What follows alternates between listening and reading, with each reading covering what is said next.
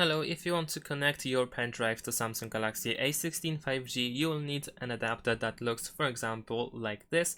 This is a simple adapter that converts USB-C into USB-A, and this allows you to connect the pen drive. So let's plug in the pen drive, and then of course we need to plug it into our Galaxy A16 over here into the USB port.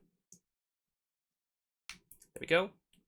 Now, in the notification tray, we should find the information that the USB storage has been added, and we can, for instance, tap on this arrow in order to reveal some options. If you want to safely unmount the pen drive, you should do this by pressing unmount over here, and then you can disconnect the pen drive.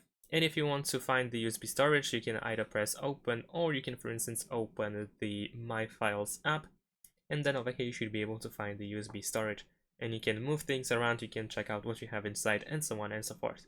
And that's pretty much it. Thanks for watching, leave a like and subscribe to my channel, and see you in my next videos. Bye!